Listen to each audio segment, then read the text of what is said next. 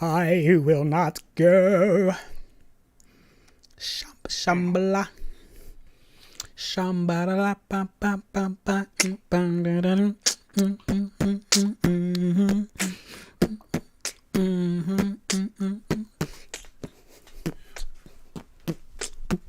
Wow. Were you trying to do California Knows How to Party? Yeah.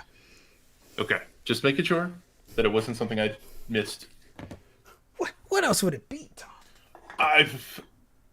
Because I'm black, y'all. Because I'm black, y'all.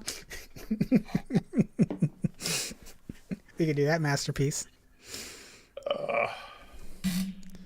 So I've been introducing Ross to Kid and Play. Have you now? It's interesting because like he and I have been talking about music a bit, and he showed me Chromeo, and I was listening to Chromeo, and I'm like, wow, this is super derivative of like 80s R&B, and just like approaching New Jack Swing. And I showed him some Cameo and a few others. And he's just like, wow, I really like this sound. I thought I hated all 80s music. So then I started playing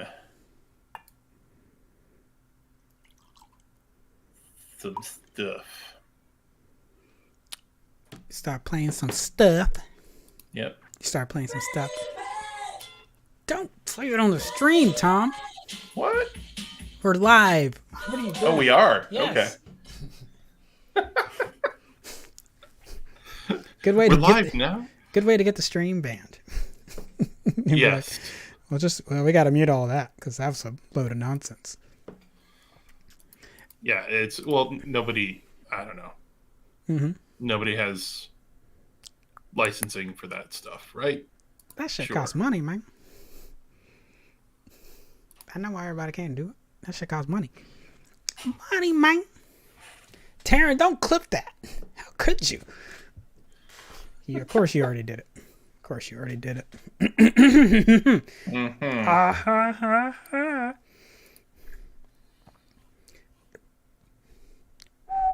Also loving my duvet that's hanging over my Wing Chun dummy in the background. I'm sorry, you're my dovet. Your dovet cover. My dovet. My dovet duts. My lovely dovet duts. See, we came full circle. Got a Fergie reference in there.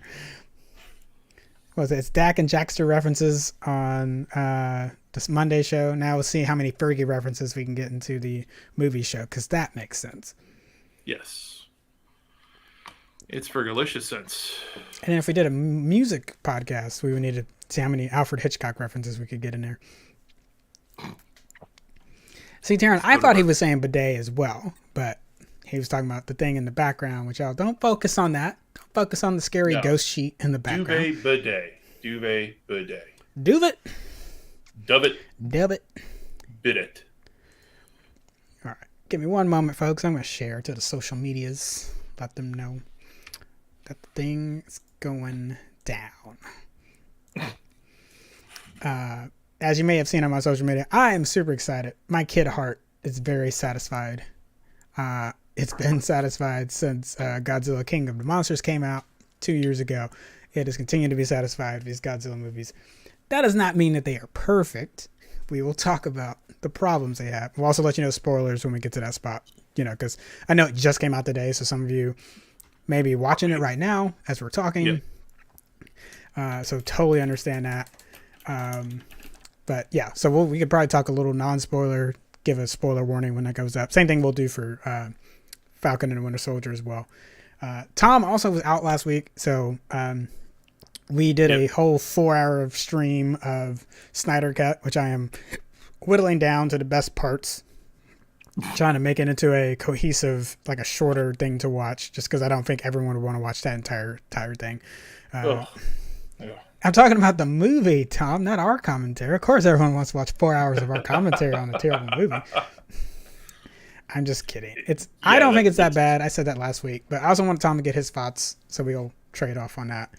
I don't know. 4 hours of watching us watch that movie it's like basically watching 4 hours of.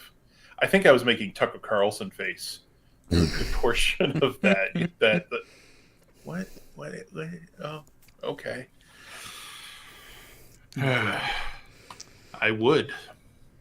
But I think that is one of the rare moments when Tucker face is appropriate.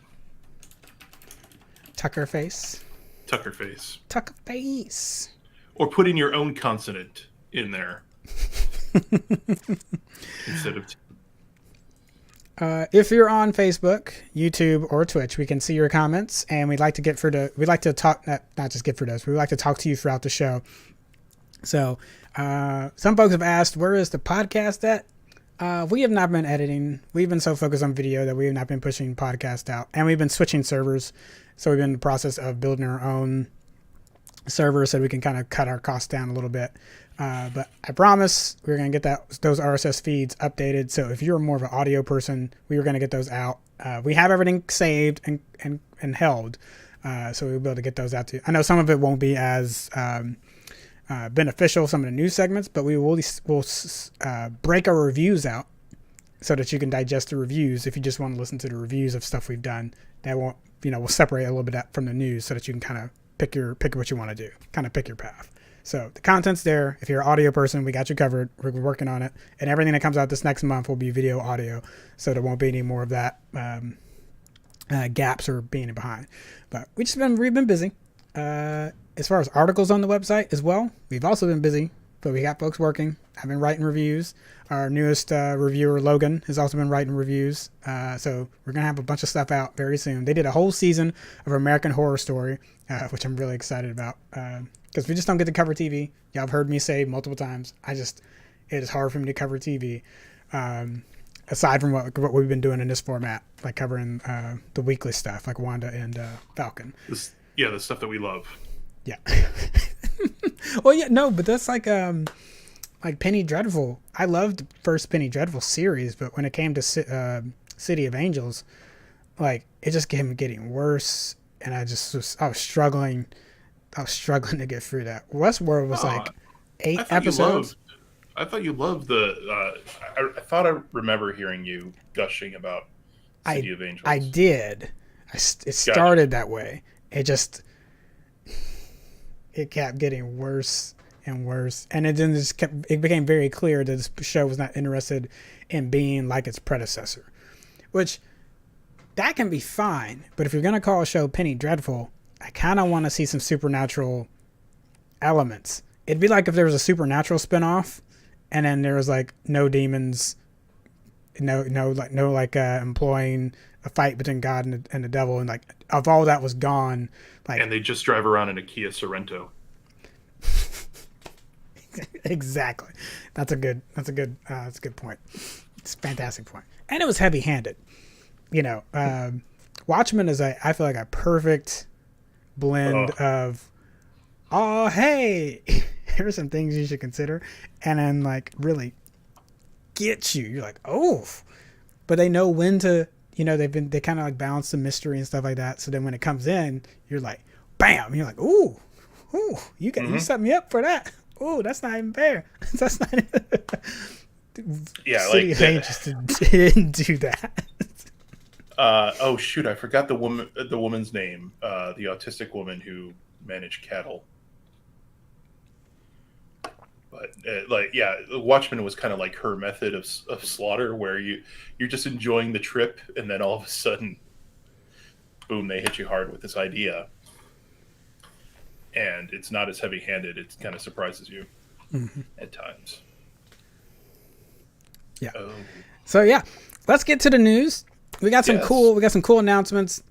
There are some set photos that we didn't get quite. I was looking through them for the set of Star Wars Andor.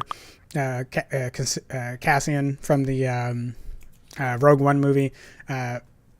Definitely go check those out. They're on Instagram. We'll throw the link for that. And I'm like, I didn't think the photos were going to look good on here, so I'm like, we're not going to cover that. But I want you to know, like, those are out there. So if you're a behind the scenes set junkie, definitely go suss that out. Go search that out.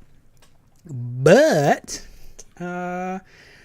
there's finally good news in the theater market, folks. I am proud to announce that Godzilla, not Tenet, not Trolls World Tour, not Mulan, Raya, none of them could match the fury that was. Not BBS or not even Snyder Cut. None of it. Not even Wonder Woman 1984, which we had a lot of high hopes for on this show.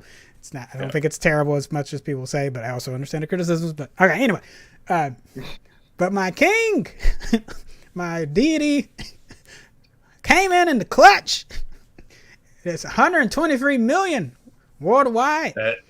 That is actually really impressive considering. And that doesn't even include the U.S. numbers yet, because it debuted in the U.S. today. So we don't know the U.S. numbers yet. Now they could end up being trash, but 123 million worldwide when everything else has been making 6 to 7 and at most like 13, 20 million over a little bit of run. And this is the starting weekend. Woo! I mean, Ric Flair. Woo! 123 million is, I mean, short of like a Marvel movie, that is usually a point that movie makers try and aim for. So like that should be considered a success considering everything that's happening. Yeah. So I'm excited. I'm stoked. Now that is not, even as I listed the other movies that have not done that is not a knock on their numbers. Everything needs to be put in context. You know, Godzilla's benefiting from the most theaters being open since March of last year. So let's be clear on that. Like, this is the most theaters that have been open. Regal is opening back up this week, so that's going to play. Regal's the biggest North American of the Cineworld. That conglomerate still the biggest. You know, so that means the Europe ones are going to reopen, the North American one, so that's going to help immensely. So still too soon, but yes, it is. Yeah. So even as I'm saying that, I'm not advocating for people to go out. If you can rent a theater, if you can do it safely, I know they are really working on their precautions as far as like how they're spaced out. Some of those same things that have been in place from before. So like you're not going to be sitting right up next to someone. It's going to be split up. Or unless you bring in, you go as a couple or as a group, they'll put you in a row and leave everyone else off. So you kind of need, your mileage will vary. And probably in a really smaller theater, you have a lot more space inside that smaller room as opposed to some of the bigger ones. That is for you to decide. We're not advocating for you to go. But at least for an industry that has been on life support, by their own life support, they really haven't been getting any help. This is good news. Yes, it is. Yeah. And, me and Tom are really excited about one particular movie later this year. So hopefully Warner Brothers will back off the HBO Max release and really let that one at the end of the year, like when it's presumably everything's good, just let that do its thing, let that eagle soar. We're talking about Dune. I thought we were talking about Black Widow. No. That's not a hate on Black Widow. Also, did you get to see the show on Monday? I didn't know they Scarlett Johansson and Florence Pugh were like going through pneumonia the entire time. Ew, no. No, that was insane. Yeah, that is absolutely crazy. But yeah, So I was messaging Kenneth last night as I was watching Arrival, like how much I appreciate the crispness of that movie visually, like, and also Prometheus was also wonderfully crisp.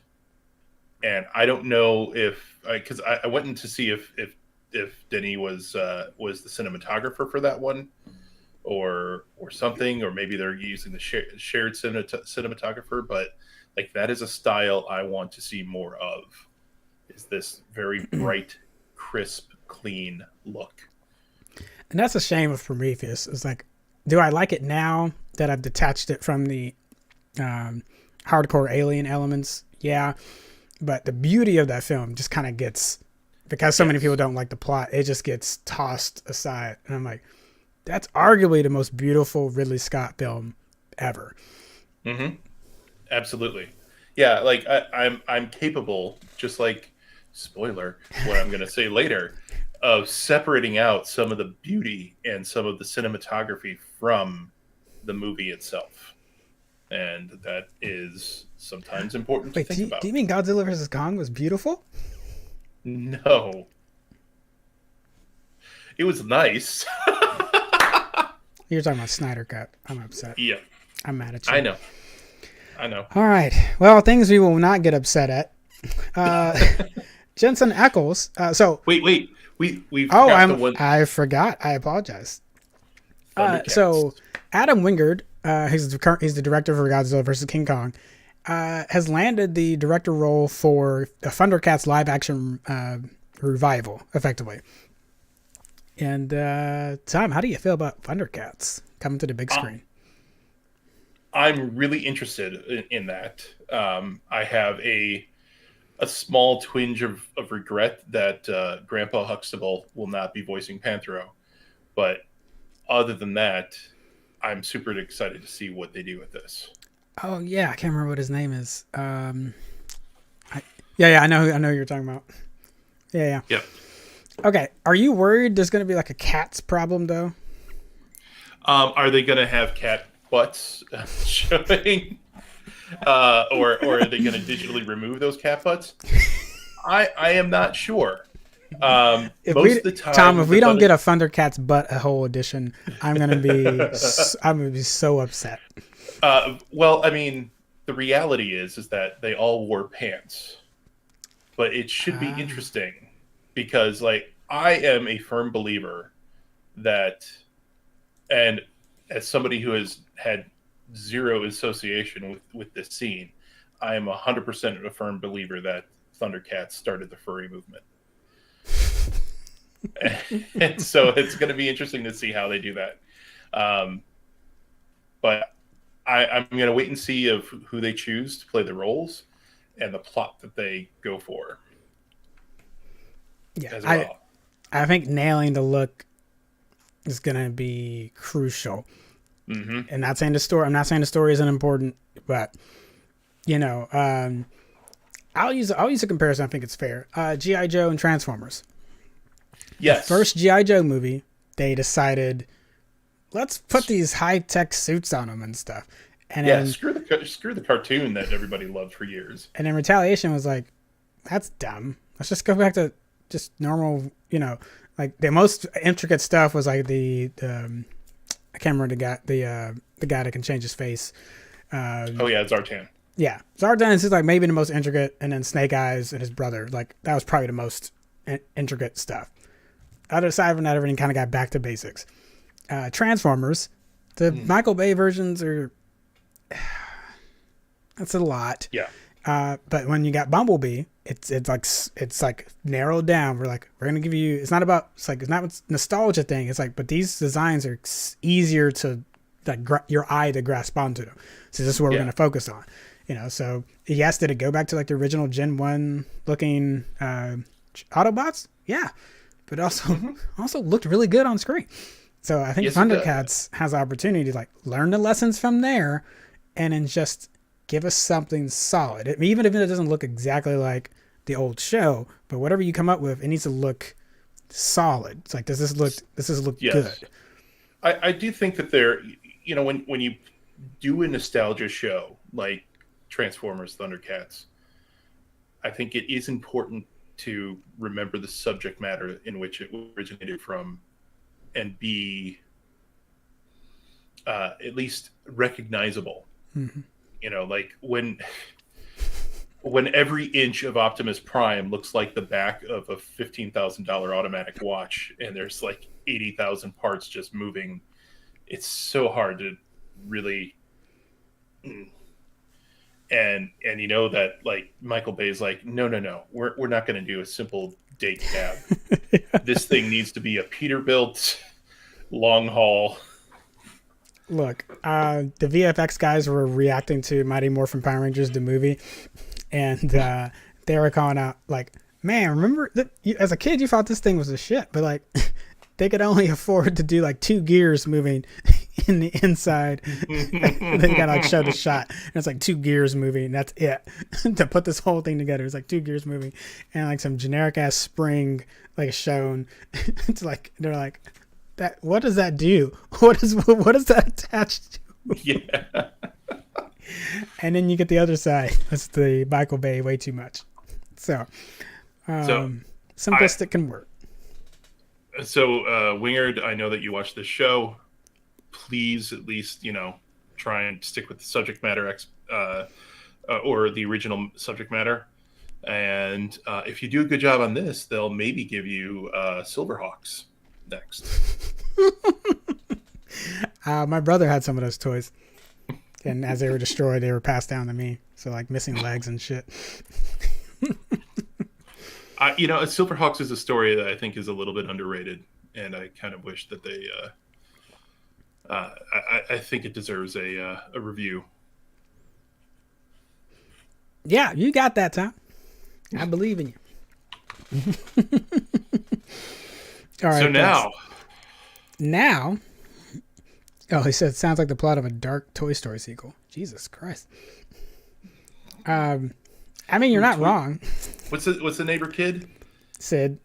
Yeah, they could do Toy Story, Sid's Adventure or something like that. Or Sid's Playroom. Where he went to a mental hospital because he was scarred for life from seeing the toys being real. That's a story that happened. I'm not making that up, folks. No, did Pixar confirm it? No, but that happened. I'm willing to stake so much that that's what happened. Because if you go ahead. I was thinking more like Sid.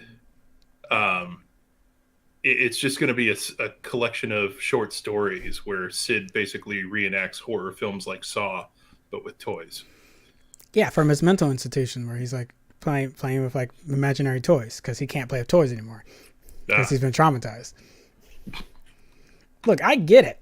He's a monster to inanimate objects that we know are, it's like he's the original human from Sausage Party. That's what it is.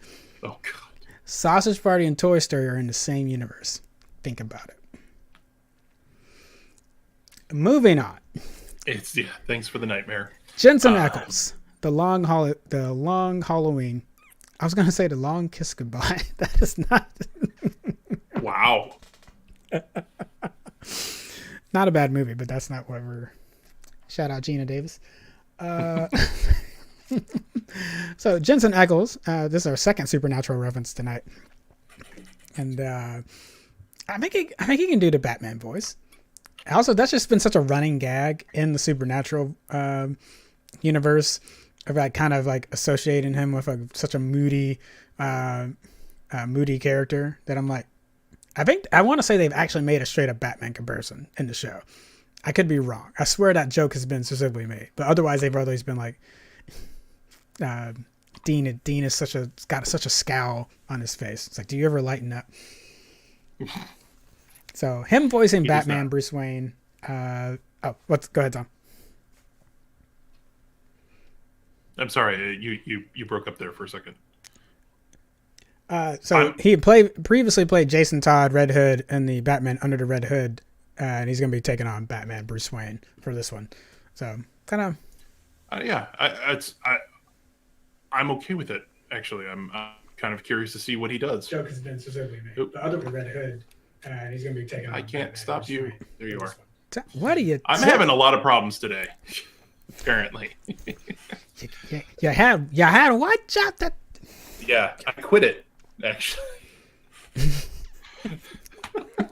Yes, Tom quit his job to work full time in Nerd Union, folks, and yep. I'm just joking. And this is the quality that you're going to get from here on out. The names that stick out to me on this cast, though, what is that? Josh Duhamel, Fergie's husband. Or Duhamel, yeah. Duhamel is Fergie's Harvey husband. Dent. Fergie's husband is Harvey Dent. Troy Baker is the Joker. That's interesting. That could be interesting. Jack Quaid That's kind of fun. And Naya Riviera, Oh yeah, the which late.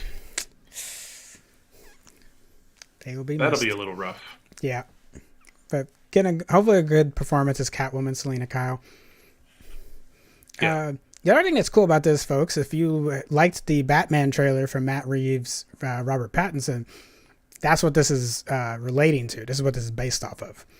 So, or sorry, let me take. Sorry, that movie is based off the comic book, The Last Halloween, which is what they're straight adapting in this film, or sorry, in this animated film. So there's definitely gonna be differences because Matt Reeves is not doing a completely like straight up adaptation, but it's borrowing elements of Long Halloween. So this one will be more like if you want to know, if you need a visual representation of Long Halloween, they're gonna do the whole thing, kit caboodle, and they're splitting it up into 2 parts, which I thought was really cool. I'm like, oh, it's DC animated for the win.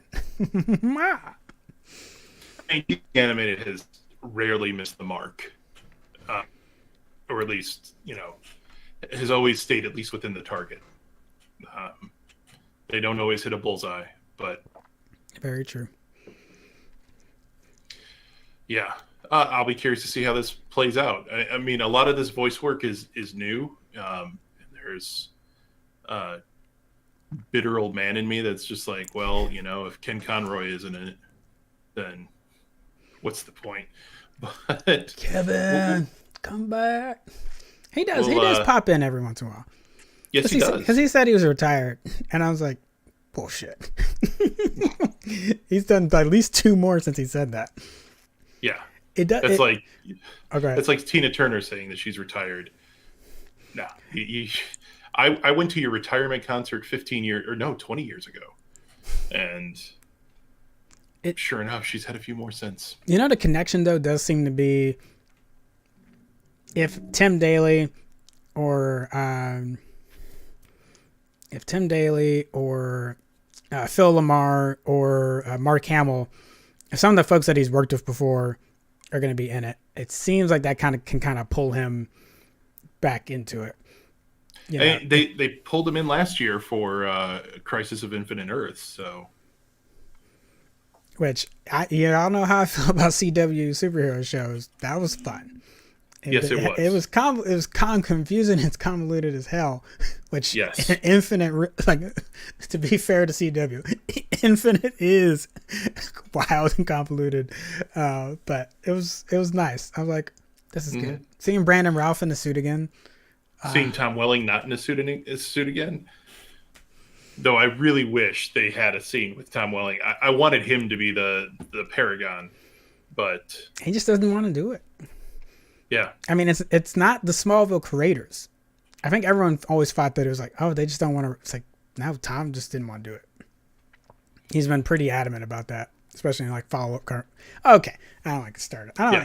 But so some sad American news. Gods. Tom, you definitely have watched this a lot more than I have. Yes. I've had troubles like getting into it, and now I'm sad because everything I was hearing about it was like that it was on the right track. Like it finally was, and now we've got confirmation that after the season concludes that it's done, it's over, and the season's done.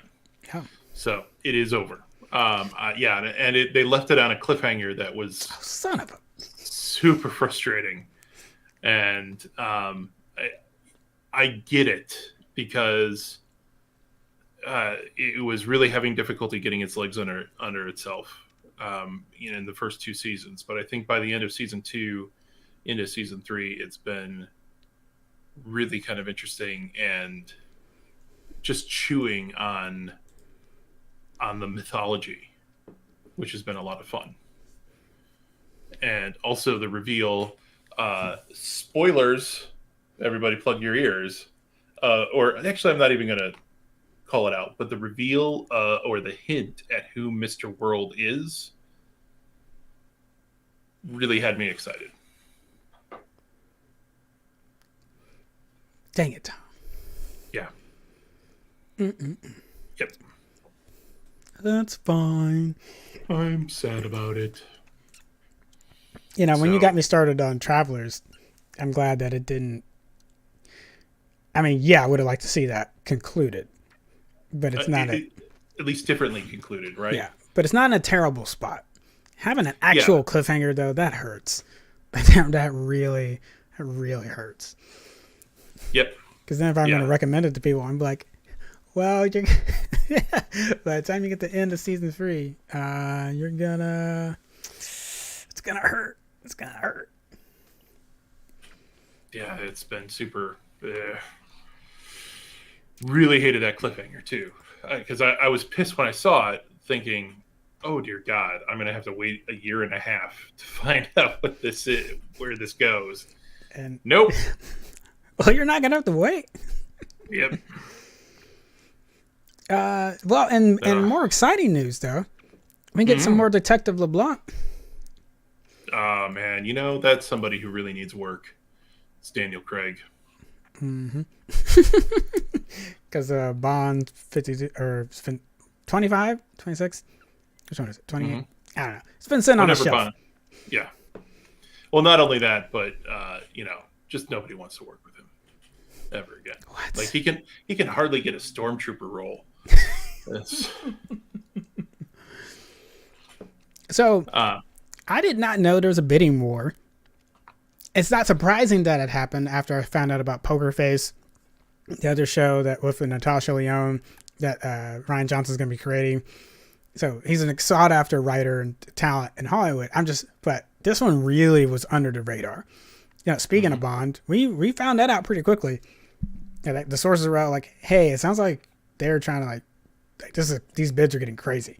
Like we actually heard news on it. This one's like Netflix is in the lead and probably is going to wrap it up. And we're like, whoa, when did the bidding start? So if you have no idea what we're talking about, Ryan Johnson is creating 2 sequels to Knives Out. Now, these sequels will not necessarily be related to the family that was in the first one. It's going to be follow LeBlanc as he goes and does Daniel Craig's character, kind of like in a Hercules Poirot, kind of like, different adventure, murder on the Orient Express kind of thing. And the deal being inked out with Netflix so far for the 2 movies is about north of $400 million with Ryan Johnson's production company to get Knives Out 2 and 3. So, wow. I'm excited about this, and this goes along with a theme that I've been seeing and hearing about with Netflix. Like they have been on this acquisition tear. Ma Rainey's Black Bottom, they stole that from HBO, basically. Because and I think now they have first right refusal on all of his plays, and they're planning on producing more with Denzel as the executive producer. So I'm kind of curious to see what else Netflix is going to get. Like, I think Netflix has been good with taking risks. Mm-hmm. Netflix has been bad on continuing to back those risks after a while. But at least they do a pretty good job of giving things at least 2 seasons. And Netflix now, as of this writing, folks, I have not, this is something I've been curious about, but I have not checked this data. Or I have not checked if Netflix has released it.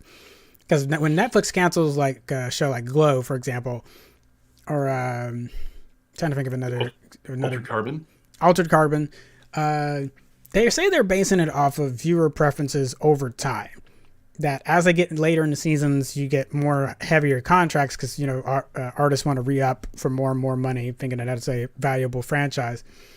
So I'm wondering if it's how much of it is directors and the cast asking for more money to where the subscription numbers aren't like the needle's not getting pushed because this is going into season 4 or 5, or is there actually an audience drop off that we're just not aware of? Because we just don't have those numbers in front of us.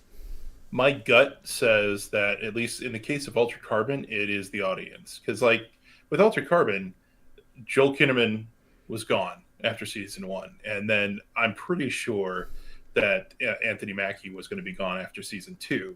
Right, because they're going to keep switching the bodies. Yeah. Yeah. So like with Altered Carbon, there's really no risk of somebody except for maybe Poe getting a little bit too greedy. Yeah, but like, right. Who's that guy? Couldn't tell you the actor's name right now. So yeah, I think that Netflix is probably maybe relying on the data too much, and I kind of, that's one of the things that I lamented about the music industry years ago. I think it was Frank Zappa who's just like who said in the 2000s, the death of music is metrics. And when he was making his way into the music industry, he talked to these old guys, and they'd be like, "I don't understand what you're doing, but we're gonna produce you." And then, these kids seem to love you, so we're gonna keep going. And now it's a, well, we saw a 5% dip, month to month over the second season, so now we're gonna just cut you out instead of, say, hey, what can we do to make season 3 pop? It's like they've forgotten, if you make good content, people will keep coming. Mm-hmm. You might need to remind them that the content's there. You might have to be creative and, refreshing people's memory. That's certainly fair. I feel like Westworld has to do that every couple of years because it takes so long in between seasons. Mm-hmm. Fine. But saying that it just should be, it's like, it's dead. No one wants it anymore. Like, are you sure? Really? Really? Let me just emphasize, give it some emphasis to the point. Emphasis. Gosh, it's gonna get me all ornery and upset. All right. Well, before you punch your camera, let's move on to another. I will not. I refuse. Okay. we were on Knives Out. We just got distracted. So, if you work with Pixar, you may have been a little upset over recent decisions to just release the Pixar movie on Disney Plus. Now, we've talked about a lot of things getting released on different streaming services this past year and going into 2021. And you might be like, what's the big whoop? Everyone's been doing that. Even you weren't Kenneth. Weren't you upset at Warner Brothers specifically for blindsiding people? Well, Pixar in particular, with Soul and the upcoming Luca film, because Raya is a Disney animation. It's a difference. Mm-hmm. Raya got premiere access, meaning there was an upcharge to watch it. Soul, on the other hand, it's not getting that treatment. Luca, on the other hand, is not getting that treatment. And I'll read simply the quote from, Matthew Milani. He's a former editorial director at The Hollywood Reporter. Shared on Twitter regarding some friends he still has in Pixar and some of his other industry contacts. Specifically kind of quoted a Pixar person that's still working there who says that with those moves to Disney Plus and not even getting the charge, it's been demoralizing to the employees, as if their craft is not considered in the same weight as a Mulan or Raya. So the quote is, "Forget theaters, we're not even good enough for an upcharge."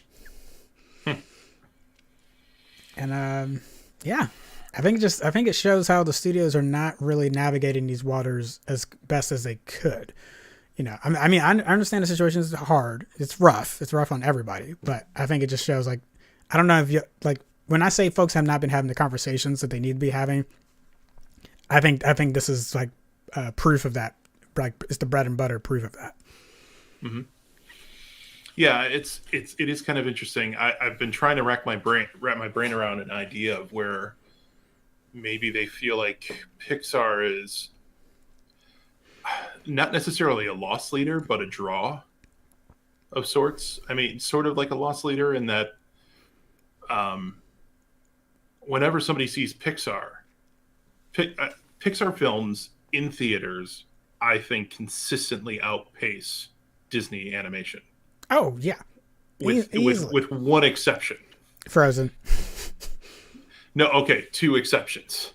Because Wreck-It Ralph was technically Disney animation. Yeah, but it didn't make Frozen money. Wreck-It Ralph would have been in the Pixar ballpark. but it didn't. Sorry. Okay. No, but you're all Yeah. right. So yeah, most Disney. I think that's yeah. So I get what you're. Yeah, I get what you're saying. Yeah. So like, yeah, Wreck-It Ralph is closer financially to the Pixar movies. Frozen's the only one that's like just kicked everyone's ass effectively, just because it was that monumental. Even if we don't like it, it's just, but it was that monumental. So, yeah, I was wondering if maybe they're like, hey, yeah, with Disney Plus, you can have access to all the Pixar films, no extra charge. And that gets people in paying the monthly. But the audacity that Disney Animation somehow is worth $30, but Pixar is not, is kind of interesting. And yes, Yeah, it's a head audacity is scratcher. the right term. What's that? Say that again. Just audacity in my mind Yeah. is the right term. It just doesn't, like, if so, again, having access to the other Pixar movies that are already out, got it. But upcharging for Soul would have made sense. Upcharging for, like, let's imagine we rewind the clock by a year and like, or 2 years, and Incredibles 2. Are you telling me if Incredibles 2 was coming out during the pandemic, you were gonna just drop it on this? Are you crazy? That actually would have been, and not that I'm not even trying to defend the upcharge.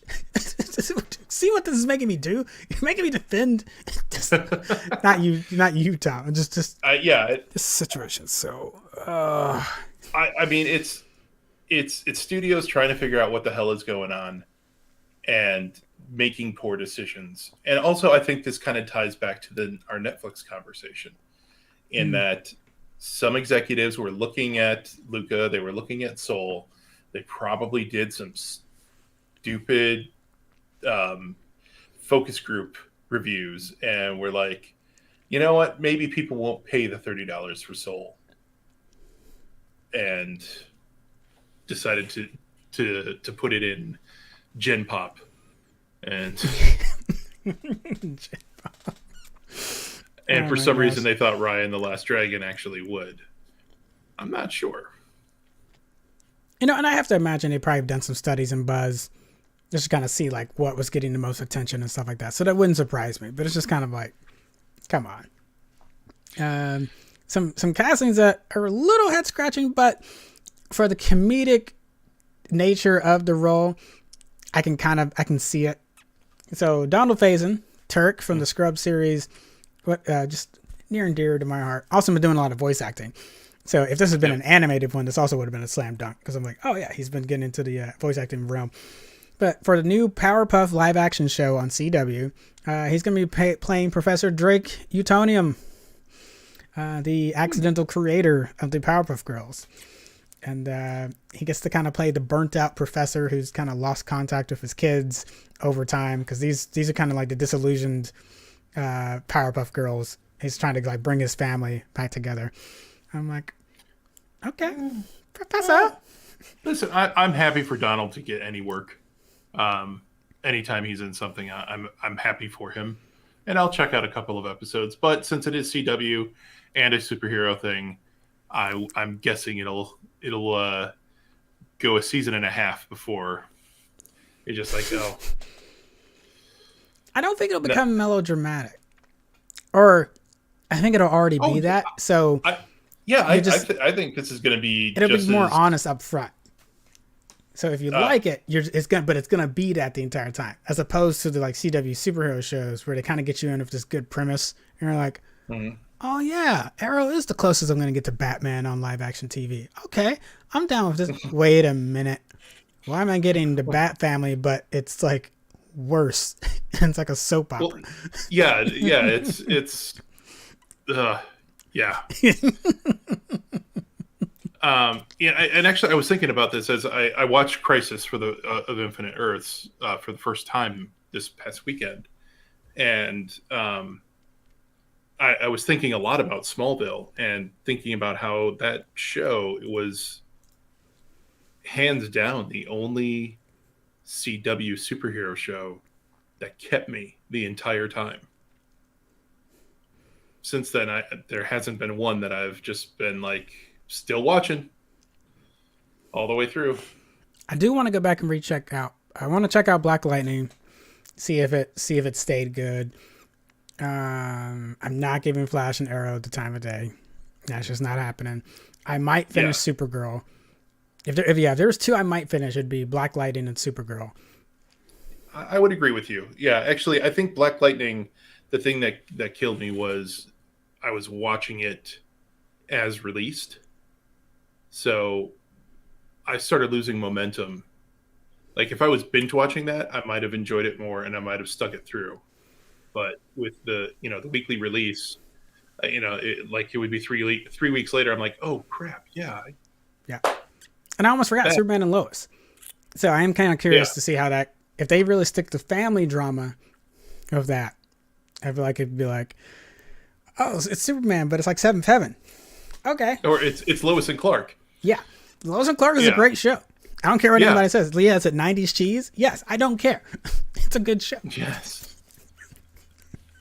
But like that's the thing about it is that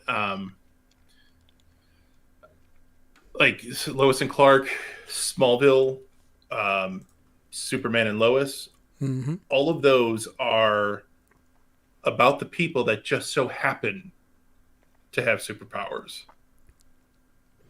as opposed to here's your superpowers and watch them cry about it.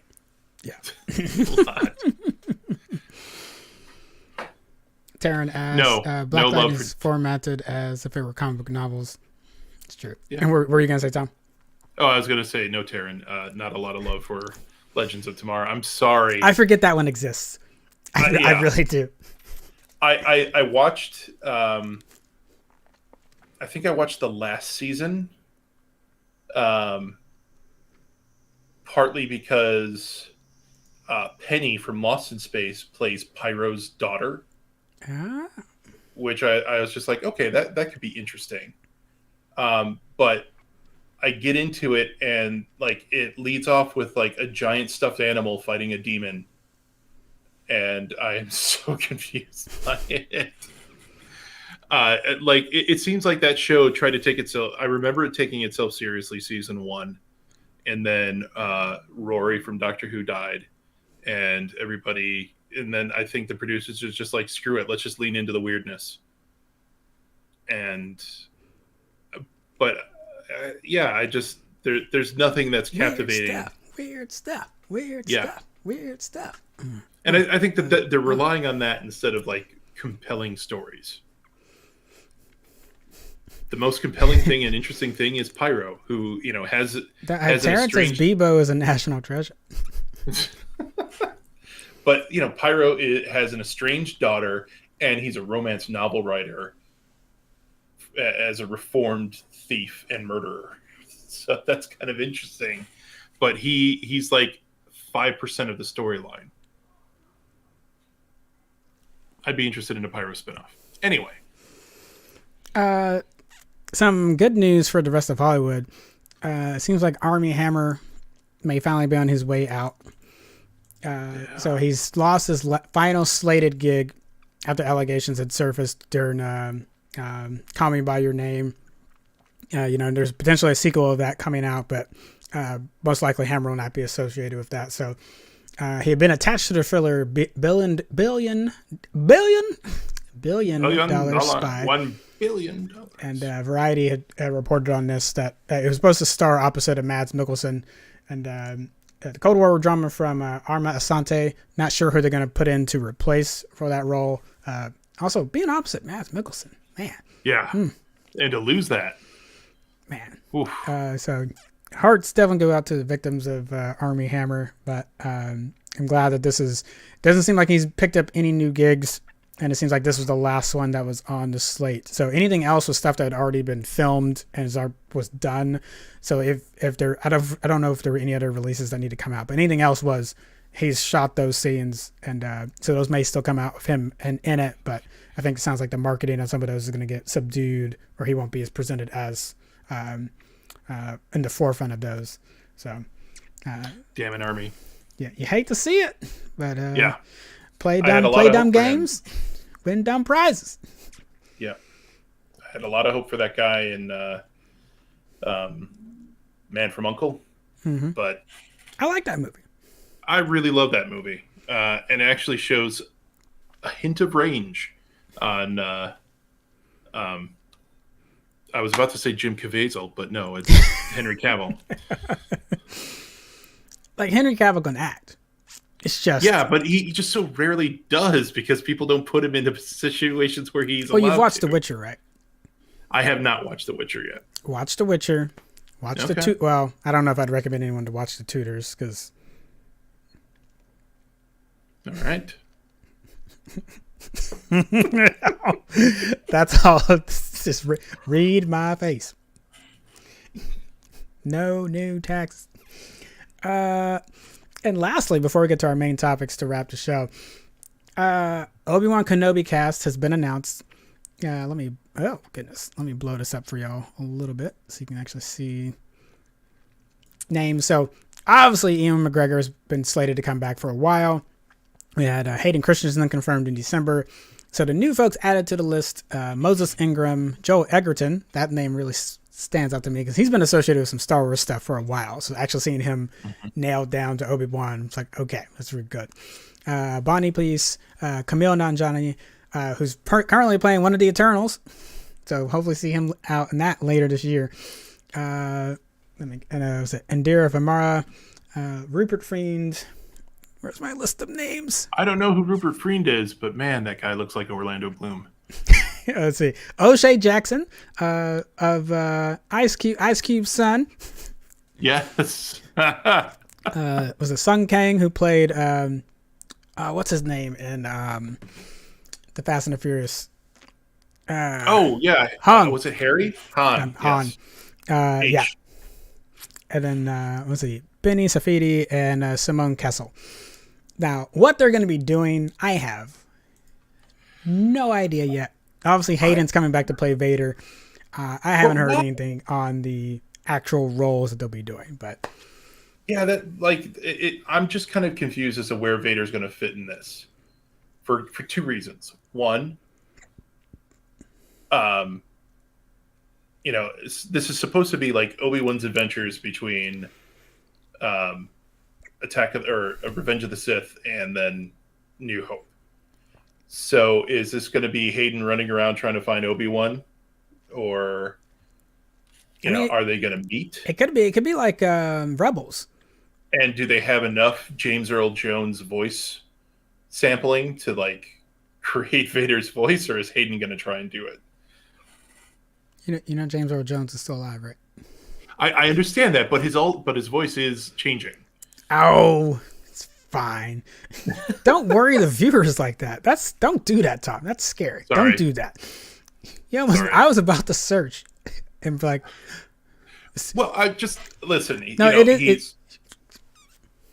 he's getting up there, or no, he's already up there. He's up there. Not getting up there. He's up there. The entire half, or not the entire, but half of the premise of Coming to America involves him playing in the bed because he's yeah. So la la la la la lee lee lee. I don't want to think about it. Lee lee lee. I don't either. Listen, I had my own heart attack this week. Break it up, Tom. Because I want you to share in my pain. Because somebody put up a picture of Queen Latifah from 1991 and a picture of her in 2001, and I legit thought she died today, and I had to Google furiously to find out. All right, we're gonna move on to happier things. Tom's thoughts on the Zack Snyder Justice League. So I will keep this quick, and I promise it will be the last. I'm just kidding. We still have our commentary I'm editing that we're gonna get out for our Patreon subscribers. So I look forward to that masterpiece. But Tom didn't get to talk last week, so no. And so the most unfortunate thing about that film is that it lasted longer than my edible. The thing that I don't like the tone that Snyder created. I was really appreciative of Whedon's Batman versus Snyder's Batman. So actually, let me start with the good. I liked their treatment of Cyborg, and I liked their treatment of Flash. They treated both of them better than the Whedon cut did. Gave them a little bit more backstory, gave them a little bit more to do. But the tone was super darker. Superman's motivations are more muddled, I think. They still make Superman kind of a dick. And they really made Batman a dick throughout this entire thing. The other thing that I felt was it was disconnected. It was way too long. Really weird scene choices that just did nothing but kind of. I just felt like Snyder put those in to be like, see how awesome I am at creating scenes? Look at all these willowy, blonde, sad women singing worship songs about Jason Momoa. Yeah, isn't that wonderful? Here, check this out. This beautifully colorized, color-corrected, slow zoom for 45 seconds as I pull away from the house in Smallville. Just all these scenes, I felt like he added maybe 45 minutes of stock footage from Planet Earth to the film. Because like there was a lot of scenes where you're just like flying over some type of terrain. So it just I don't think the value that he brought, or I don't think what he built really was worth the money or the time that I spent. As I was telling Kenny earlier, I almost think I would rather watch Gods of Egypt twice than watch this once again. You don't mean that. Because I don't think you've watched Gods of Egypt in a while. I don't think you mean that. I mean, I know Gods of Egypt is a terrible movie, but things happen in that movie. Okay. Also, Zack Snyder hates horses. I actually thought that scene was kind of cool, though. Like what when he throws a horse? He just yeets a horse. I just think about how strong you got to be to yeet a horse. Not take the horse down, not just knock the rider down. He picked the horse up and said, "Yoop." I mean, I don't know, because like Superman could easily do that. Aquaman could probably do that. Oh, I'm not disagreeing with you. I'm just saying, but that's still like, damn. Yeah. it was still like my brain was like, dang. Like I can't do that. If I were in the Sheen reverse, I don't think I could. I don't think I could do that. I'm probably Black Falcon, most likely. Get a jetpack but can't lift a horse. Yeah, it's. I guess that means that I'm White Panther, or no, I'm sorry, White Wolf. What is that? Isn't that what he said? It's like, weren't you the white panther? Like, actually, it was White Wolf. Yeah. I mean, no, I think those are fair criticisms. The thing that's, because it's better than the Whedon cut, I feel like it's deluding people into like, I've seen folks calling it a masterpiece. Oh God. And that's where I have been like, feel like I've been a Twilight Zone. I'm like, I'm not disagreeing with you that it's better. I don't think it's like, but that bar wasn't very high to begin with. And then two, like, that bar wasn't high to begin with. And then two, I've always maintained that I think if Zack Snyder got to do what he did, like do his own thing without intervention, it would still at least be a coherent as far as like, I have put these things here for a reason. Whether we like it, that's a whole different, or whether we think it like resonates, which is like another thing with Man of Steel. Like, does Man of Steel put together well? It's like, yeah. I just don't think like the characterization, like we talked about that when we did our review. It's like, I just don't think that I don't particularly care for that characterization of Superman. But I can't say that the sequences are put together, oh, okay, you got from point A to point B to point, okay, I can track that. As opposed to Batman v Superman. Right, hold on, here's what I mean. Batman v Superman, the theatrical cut, when Warner Brothers messed with it, makes no sense. You can't, you actually cannot track, like, what? Yeah. Wait, what? Why are we? There's some, like, super armed terrorist group, and then all of a sudden the Capitol building explodes, and then Batman hates Superman, and now Superman has to kill Batman. Ugh. It's You're like, that there you go. That's the theatrical version. And you're like, yeah. what? So at least when the director, like, so that's what I'm saying. Like, I can maintain that I feel like him getting to do his thing, whether we like it or not, would have still been a little more coherent than Warner Brothers getting to, because we saw what happened with Suicide Squad. You know, they said they're not going to do an Ayer cut, but the more I think about it, the more I'm interested in. I'm like, okay, but what, without the whole other studio that comes in and re-edits the entire thing, what would it have looked like? Yep. But all that said, oh, shut up, Google. Shut it. All that said, none of that makes up for the characterizations that we came into this movie with. You fundamentally haven't fixed those. So to your point, is Cyborg better? Yeah, because he was not in the movie. Yes. I'm like, I didn't see any of this. Where were these scenes at? And it's like, oh, he was supposed to be kind of the heart and soul of the movie. Wow, that's more damning for Whedon. Yeah, to be completely honest. Because like Whedon's version, all his only contribution really was existing and then separating the mother boxes. There's one other, pissing off Superman. Because he couldn't control the yeah, and it's so it was one bad choice after another between those two movies. The only other thing that bothers me about the Snyder cut was the repercussions of the fandom getting control and getting what they want out of it. We were talking about that on Monday. We're already seeing that. With the movie we're going to talk about at the end, Godzilla vs. Kong getting review bombed because now the hashtag is trending restore the Snyderverse. And I'm sorry, WB, like that cookie's out. Sorry, that's out. Once do I think it's cool that go ahead. No one wants this. I mean, it is proof in box office numbers and everything else that the Snyderverse is a failure. It really was, critically, story-wise, character-wise, etc. The only thing I can say about it is that it was beautifully shot.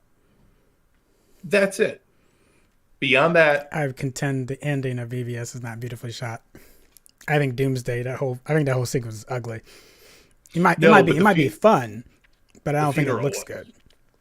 Oh yeah, that was a convoluted. That was like a Transformers battle. That was just Michael Bay all over again. But I was thinking more like the funeral. Oh yeah. So the rest, everything else, even the Capitol, even though that doesn't make sense, like that, the symbology there of being like, but okay, we can be on that for a bit. Yes. So definitely for our Patreon subscribers, when the video comes out, check out our commentary on the entire Snyder cut. If you're not a Patreon subscriber, we definitely encourage you to sign up to that to get access to that first. But we will eventually release that on YouTube after a little bit. And I still not have put out a comprehensive review on it. I'll see what I just have not had to. Gosh, let's be honest. We don't have the energy either.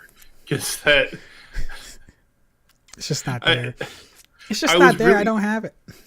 I was really hoping for something to because I had this thought when we were watching it. Like we were both really quiet for a lot of times, and it was then we just have a moment of what the hell was that?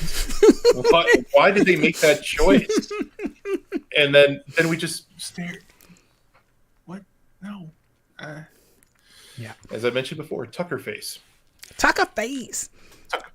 All right. We have a wonderful quorum every Tuesday night. We just got wrapped up doing our discussion on Falcon and the Winter Soldier. But on Wednesdays, we definitely like to still give our reviewer thoughts on the recent episode. So I will throw the spoiler banner up.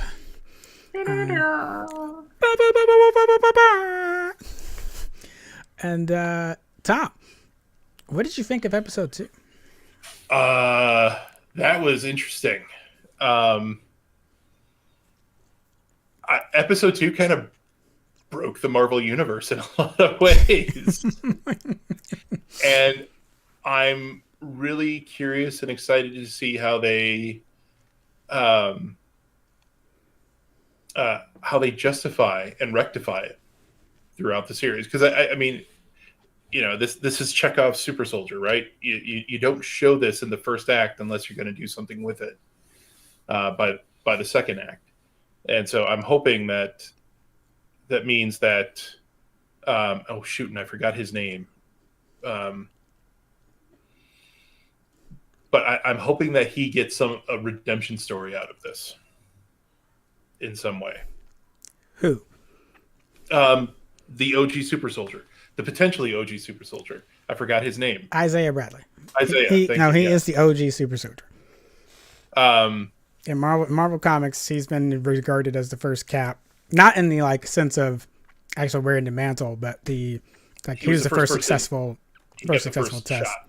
Yeah. And I hope that they talk a lot about the fact that he was a guinea pig and so on and so forth. Yeah, and it looks like they are going to do that with the with the scene outside of his house. You know, well, I mean, I feel like Sam might do it. I don't think Bradley cares. I think Bradley's like, it's like, F you, do not come back to, like, I think when he says that, I think he means it. Now you could get he could get a presidential medal, you know, so on and so forth. I get the sense that he's like in that ornery old man spot of where like, do not come on my porch again. It's like, I'm not joking. I will mess you up. I will, you come on here, I will jack you up. That's what that's the sense I get from him. Now, maybe you're right that it does, but I feel like Sam could redeem him in his actions by like, I'm going to, like, now he maybe has more things on why he should take this up. Because now he's no longer just fighting for himself and for the people that he loves, but it's like, this legacy needs to be broken down and people need to know what happened. So if, in redemption that way, I think I could see it, but I don't know if Isaiah himself is going to be involved with that just because of how they ended that scene. Yeah, I'm kind of curious about that too, though. A thought popped into my head of it would be a total dick move, but I imagine a fight coming around near Isaiah's house and them like bringing the fight to him, and he's just like, "You sons of bitches!" Okay. And just rolls up his sleeves, pounds the crap out of somebody, and said, "I told you." And Falcon flies away as fast as he can. I would love an old Cap Isaiah Bradley conversation. That would be interesting. But I have a feeling that Isaiah and Cap, regardless of how good of a human being that Steve Rogers efforts to be, is going to be very much like how Falcon treats New Cap.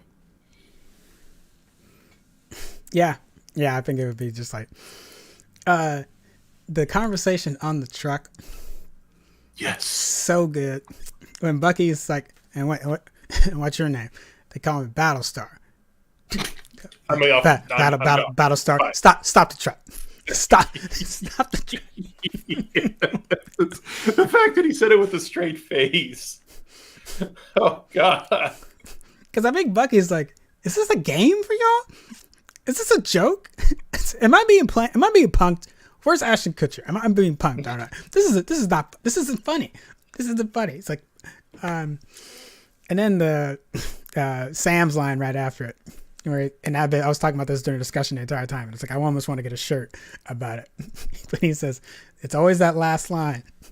I was like, oh, it's like because it's not just about being a wing, like he said, wingman.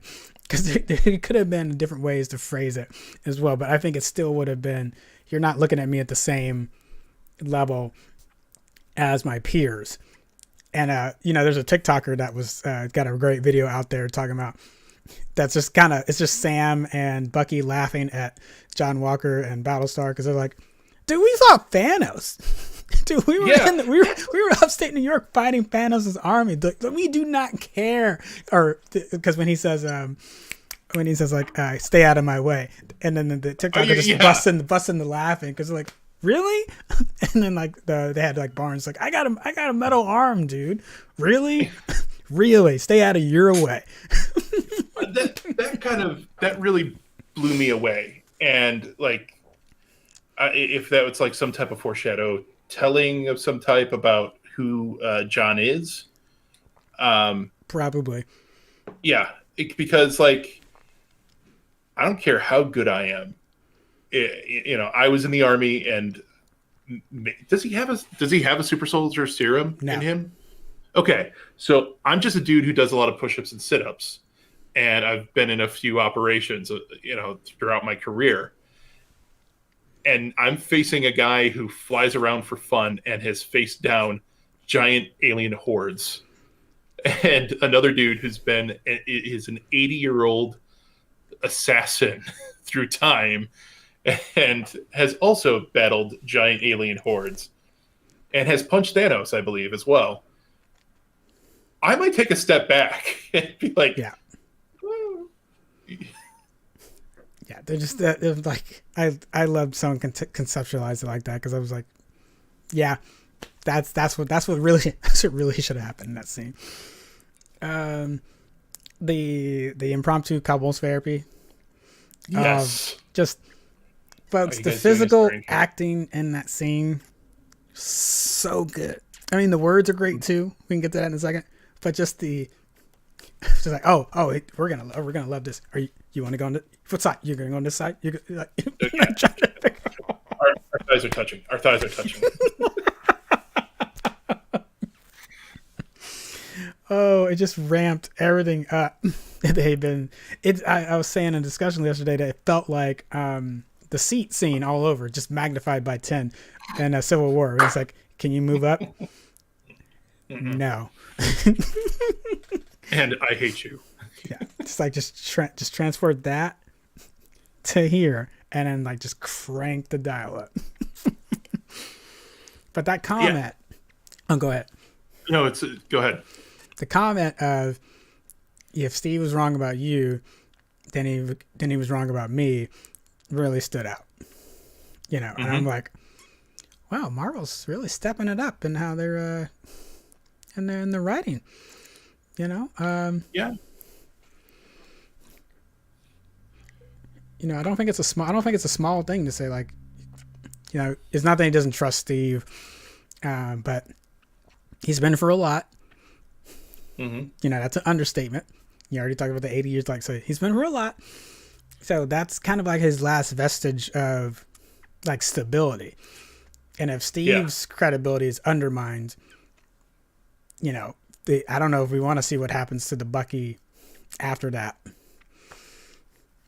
Like, yeah, if someone really, like, actually, I'm not saying they're going to do this, but like, let's say this is again the Hydra comic when we find out about the Hydra Steve, and then there's like two Steves running around. But like, let's say this Bucky was in that and then found out about the Hydra Cap. Oh gosh, yeah. He'd fall to pieces. Mm-hmm. So when he says that, I don't think it's not that's the most real moment he's had so far in the show. I'm like, yeah, he's grasping at that point. I think it's going to be interesting. I have friends who have given me feedback. They're like, we're 2 episodes in and I like this a lot less than WandaVision. And this caught me right away. First episode, I was just like, okay, this wasn't exactly as advertised, but I can see it's set up. And then episode 2 was, I think, pretty solid and started to establish the relationship, why they're put together again, etc. I already see the foreshadowing of Falcon getting the shot that all the super soldiers that they fought on the truck. Mm-hmm. He's going to get that at some point. Yeah, I was saying yesterday though, please don't be Khan's blood. Like, if he gets the shot, fine, but don't make it in a life or death situation. Oh that he's yes. got to like. It's like, oh, Sam's dead. Let me stab him in the heart. I'm gonna like Russell Brand. It's like, I have to stab you in the heart with this adrenaline needle. Get him to the Greek reference for y'all if you don't. I am alive. So long as it's not that, and it's like Sam getting to make the. And that might even be too harsh on this, just because maybe they could find a way to do it better. I just give me 2 seconds scene of a Tribble coming back to life with Khan's blood, and it just I don't know. So Disney, please don't. Sam becoming a super soldier so he can run around with Winter Soldier more effectively. Cool, makes sense for me. Like he could, it gives him a better leg up. What's that? It's kind of canon. Kind of canon, and they've been like you said. It's just the layout is there.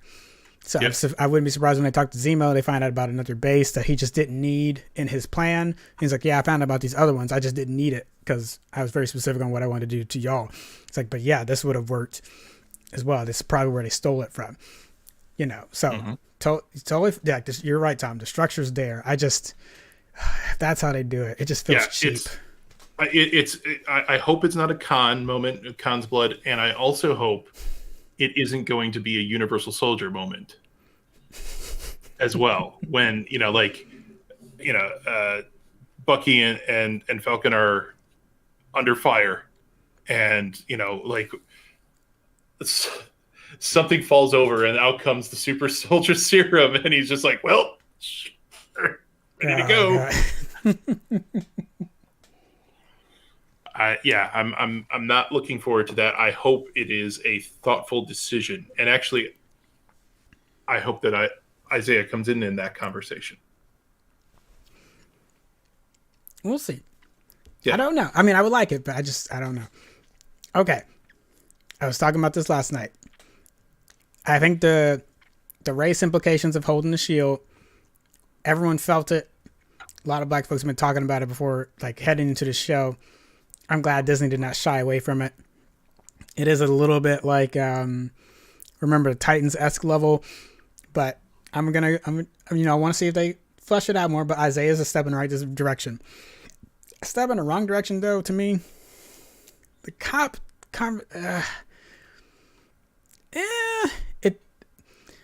excuse me. It felt a bit forced. It felt just a bit forced. And the thing that I definitely don't believe is that Falcon didn't have his wallet. I don't believe that for a second. It's like a black guy running around Baltimore, around the world, and didn't have a passport nor an ID. Hell no. Hell no. That didn't happen. No. I forget my wallet, and I turn my ass right back around to my house to make sure that I don't get pulled over without that, because I'm not trying to have that kind of night, that kind of week or month. So I don't believe that. Now, someone said yesterday on the discussion that maybe he's been smoking his own kind of Kool-Aid a little bit too much. And, given the thing with his sister, I think that can track a little bit. Is that maybe he thought, maybe some of these things aren't going to apply to me as much. And then the Baltimore is kind of like a rude awakening of like, not that he forgot his blackness, but there's like, yeah, there's still some things that apply to you that are unfortunate. Like you can't get over, you still haven't escaped these things. So if it's more that way, then fine. But the black guy in me, having been pulled over in some bad spots, has been like, no. Though I think you brought up an interesting point about that, and I mean, I really don't have much of a say in that, but maybe they were trying to showcase the fact that Falcon's been hanging out with superheroes for so long that, and being in Baltimore was like the first time he went back, and also seeing his sister. Oh, in Louisiana. Was like his first two steps into reality after the blip. And, because I mean, think about this conversation with the kid, Black Falcon.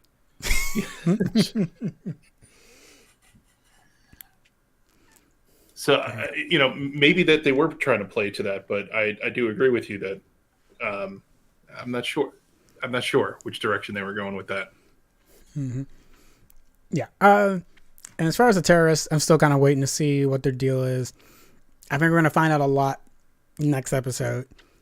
But, I get the sense that they're not going to be a black and white villain group. I feel like that's already been kind of established with their one world,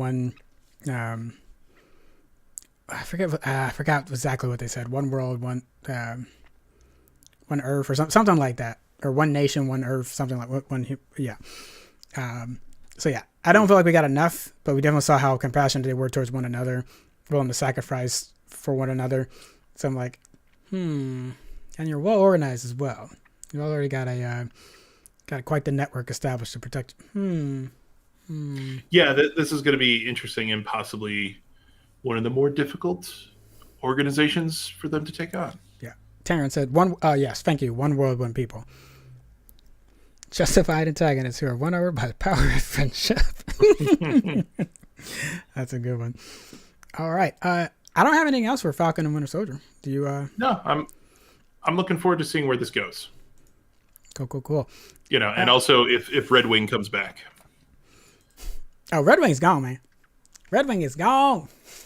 Ain't coming back. They can make another. I know it. Hopefully in the decked out blue and white suit, but getting ahead of myself. Maybe it'll be Blue Wing then. Blue Wing. Yep. Folks, I am a kaiju junkie, and that's putting it mildly. Godzilla vs. King Kong came out. Obviously, I stayed up late to watch it. I also watched it this morning. So I've already watched it twice. I'm probably going to watch it again after we get done with this. I've only watched it once. Now, I have to preface this because whenever I write a Godzilla review, I try to put my kid goggles on for a little bit and be like, Child Kenneth, these movies have hit everything I needed. King of the Monsters did what I needed. Kong Skull Island. This in particular Godzilla versus King Kong, seeing him like wrap around on Godzilla and like bloop bloop bloop, get some good licks in. Got his ass beat, but he also won a couple rounds. Yep. But as the kid me, I'm like, yes. Now there's. Go ahead.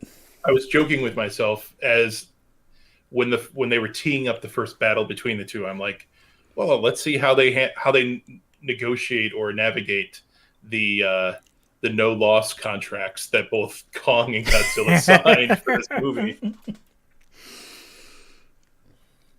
You can definitely feel that, and it's there because the ending. I thought the ending was a good way to like settle it between the two of them. They're like, okay. You good? I mean, I kind of beat you, but you saved my life. So I'm not gonna beat your ass, but you good? Okay. All right, then I'm out. I'm gonna go back to the ocean. Yes. Stay here. Though I did want an end credits, a la Rocky 3, where they just kind of meet up on an island. The picture that we have in the spoilers is when they freeze the frame. Oh my gosh, that would have been great. That would have been great. The human stuff in this is just honestly, like it is better than King of the Monsters. King of the Monsters got so heavy with it that it just wasn't. It bogged it down. So, but I was taken out, and I'm trying to be cognizant because this is your love. I was really pulled out of the movie by the actions of a lot of the humans. First starting when Godzilla shows up and, in Pensacola, and a bunch of fighters are flying in and shooting missiles at it, and they're all strafing so close to him. You're in a fighter jet in the 21st century. You don't need to fly near a damn giant kaiju. But we got to see the jet, Tom. Yeah, we got obviously we gotta see the jet, and we have to have that is a monster or a kaiju trope. This isn't rocket surgery. You gotta be close enough for exactly. King Kong on the Empire State Building doesn't work if the planes are far away, Tom. If you set it in 2021, he's got to put the F-22 close enough for him to hit it. Think about it. No, if it's in 2021, it's a missile destroyer 3 miles off the coast. Yeah, let's be That's honest. Like they'd plug him with one missile and they'd be done. For Kong, for Godzilla, I don't know. But honestly, how they repel any of that doesn't make. I've never. Whatever. Some of it still just kind of defies the logic of like how mass or how animal creature would have to work. But whatever. I guess it's the scales and the fur. I mean, I was laughing at the term heave, but what I thought was what really ripped me out of the movie for a moment was when they were in the center Earth. And I tweeted that last night. I was like, why is Journey to the Center of the Earth in the middle of my kaiju movie? Yes. But, they get the energy sample and was it the daughter of the person? I thought they needed to get the energy. Yeah. And were you kind of scratching your head on that too? I was like, I was scratching my head on that. But what really made me scratch my head was she's been watching Kong be a badass this entire movie and just destroying shit on a whim. And then all of a sudden she's just like, yeah, shoot it. It's in my way. Shoot it. And then it's like you think you would have known better. Yeah. It's like, did you not just see the fight happen in the ocean where that did not yes. go well? Yeah. So definitely some hubris right there. Yeah. The only creature in the world that has a hope of taking on Godzilla, and you want to shoot it with your little ship. No. So the reason I was saying beautiful earlier when we started the show was just some of the shots were really cool. They were. Now some of them were logically flawed. I'll get to that in a second, like the one I have posted up there. But the Hong Kong fight to me was beautiful. I'm just looking at this entire thing. I'm like, it felt like, because some people make the Pacific Rim comparisons, it feels like the Pacific Rim Gypsy Danger fight when he's like 2-on-1 and kind of he has to fight in the ocean and has to fight in the city. It felt that vibrant. And I'm like, this is cool. This is really, and then like the CGI artists have got to been like, man, this is tough. Cause you got to get like that bright neon to like cast off of them. Right. So like there's folks, if you don't know, there's a lot going on to make that look good. That was 1,000 years worth of rendering time done. I mean, it really was. And I just, I thought that was well done. Maybe it's my old age, but I've been kind of becoming less and less interested in destruction porn. And they really crash through a lot. Yes, they destroy half of Hong Kong through that. Yeah. Which actually kind of surprises me that it did so well internationally because of that. Or maybe because of it. People like their kaiju movies, man. Yeah, they do. They do. But beautiful shots on the carrier. It's a beautiful shot. Mm-hmm. But bullshit. No.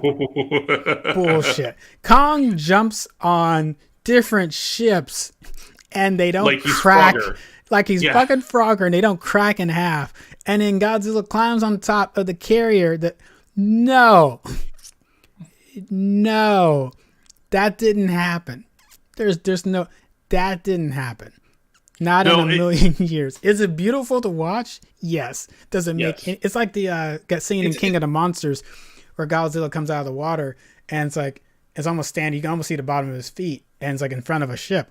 And we're like, what is he standing on? Didn't he just so wait, what? Because at least if half of his body was underwater, you'd be like, oh, maybe he's kicking himself up to show. No, most of his body's out of the water. So it's like, is there shallow water there we don't know about? That's just magic. No, Godzilla can fly sometimes. Didn't you know? And though, like, I agree with you because there was one particular scene that I thought, oh, that's super cool. Makes absolutely no sense, but that's Snyder Michael Bay stuff.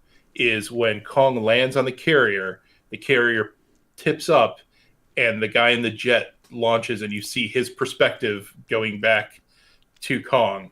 I thought that was an amazing shot. That is pretty didn't need to be there, but it was an amazing shot.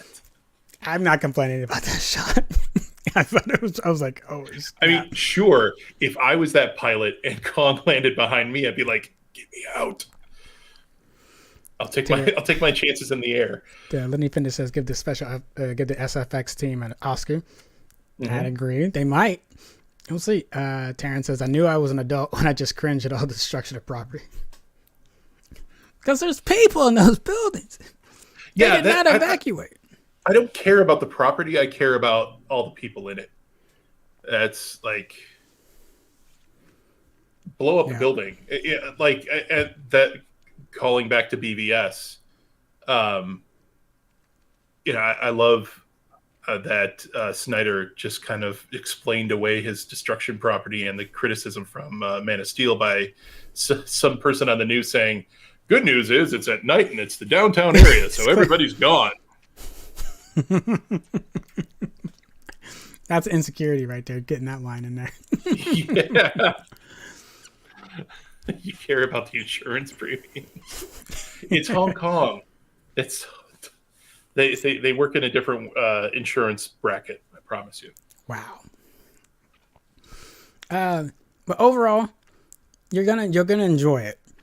Even though we said, yeah. I know, even everything we just said, this is not so mind-numbingly dumb that you're gonna be like, how could the plot works enough as it is? The little kid.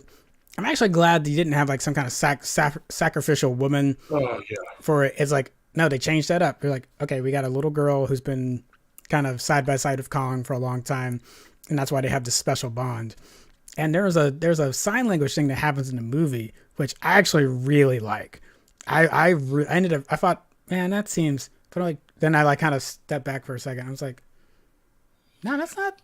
No, they like it's just like the next kind of like the next evolution of the human Kong interactions that we've had. I mean, hell, the animated TV show was had like some bio helmet link thing with like, if I can go with that, I think sign language is not that crazy. I almost joked about this with you while I was watching it. Like, oh shoot, is this movie going to turn into Congo? For those that don't know or remember, Congo... I just dated ourselves. Yeah. Congo had Amy, who would wear a glove that could understand her sign language. Like and a Nintendo Power Glove. Yes. And then turned it into voice. So, but, Kong being, related to... oh, shoot. What is her name?